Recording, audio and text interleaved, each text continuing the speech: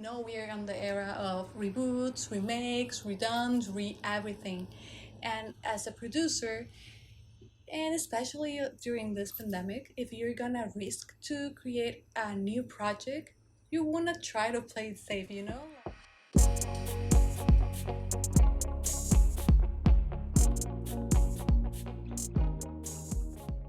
Hi everyone, welcome back to another pitching session. Today our topic is really interesting. We've seen how this series surrounding the life of artists has been like a hit in Netflix. We have the example of Selena and Luis Miguel that have been like a trending topic for some weeks, and they're doing like really well on the platform. Like people really like seeing this artist that maybe it's kind of a melancholic feeling. We know we are on the era of reboots, remakes, redones, everything. And as a producer, and especially during this pandemic, if you're gonna risk to create a new project, you wanna try to play it safe, you know? Like you're gonna invest money, you wanna make sure you're gonna get your money back.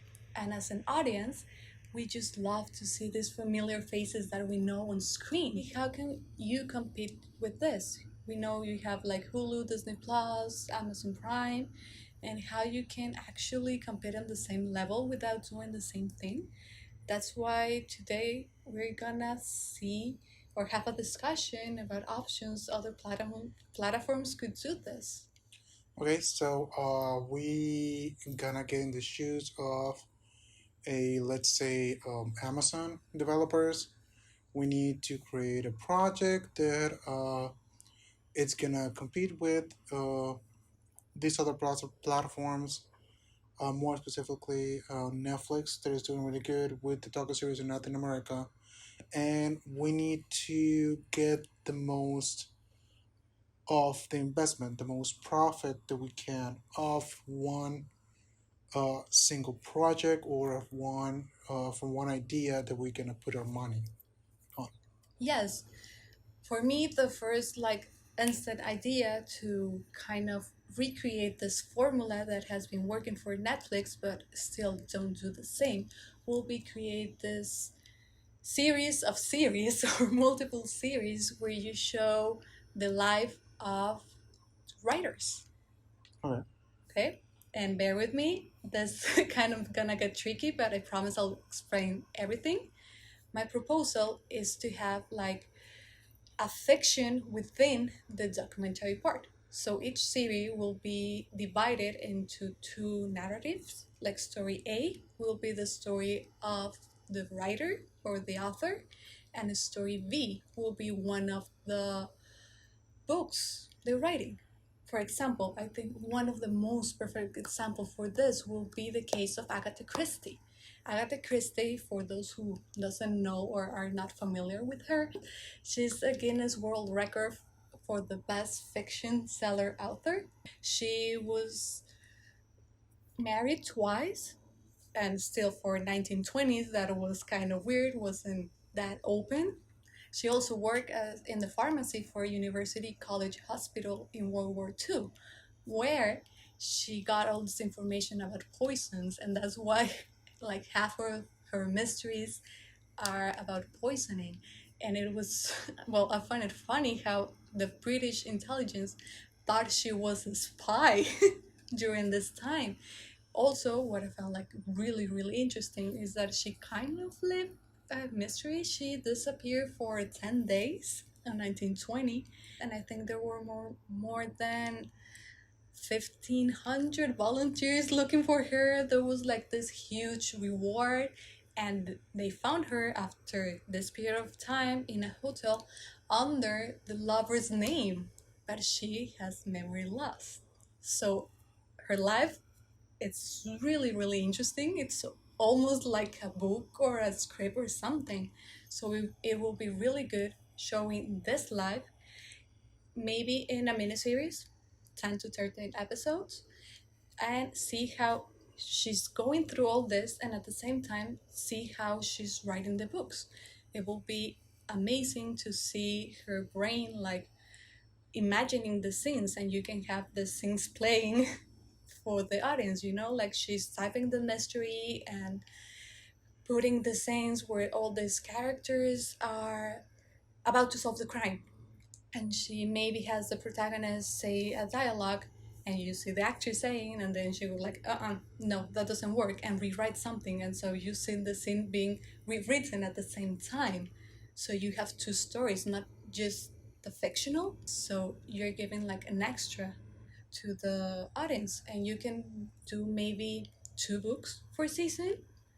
And the thing where it gets interesting is to never reveal the mystery of the book. After you air the series or put it to streaming, so you have the first season and you will have two movies. So this will have time until the next season you have. And also you have two audiences. You can see the movies by itself, or you can follow what you've been following the mystery through the series, you know? I think it's a really good idea because being Amazon, I mean, you're a huge corporation that, yes, is doing multimedia, is doing series, is doing films, is distributing films. But at the same time, they have a baggage of business. Yeah, because also if you already work, in this case with Agatha Christie or with every author, you already work to have the rights of the book. You can do a reboot or a special collection or a special edition of the book, so you got the new customers and the old customers who want this special edition of the book. You, as a person who owns the rights, if it's a family member, if it's, uh, a book company, it's a win-win for you because yes, they're gonna pay you to do the film, they're gonna pay you to do the series, but at the same time, your sellings are gonna go up. Yeah, because also what you said about the round business, Netflix doesn't sell books, Disney Plus doesn't sell merchandise or books either.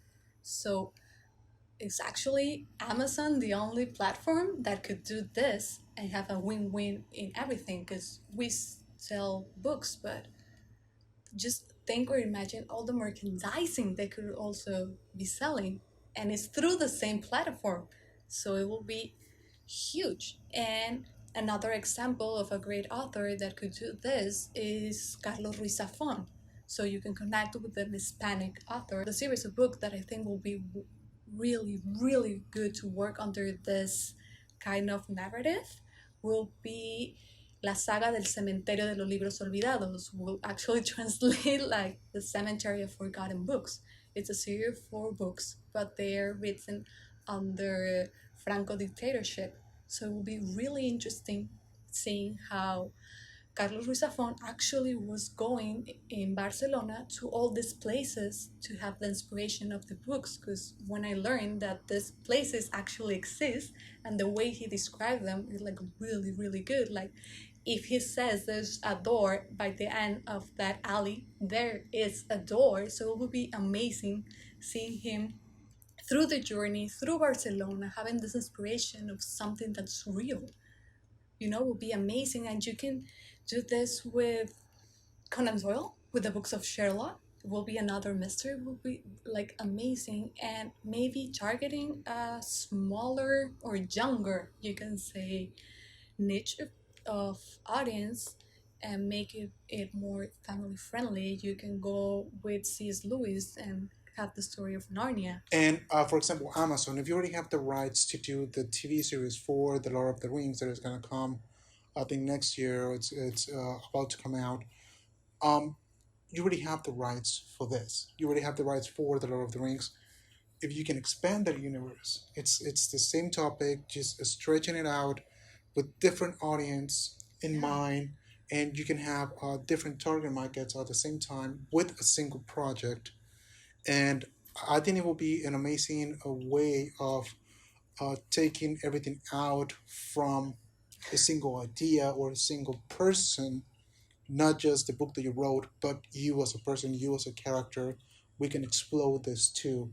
And people, if they like the Lord of the Rings, they're gonna see, the TV series of Tolkien, how he did all this, how he came up with the whole universe, his struggles.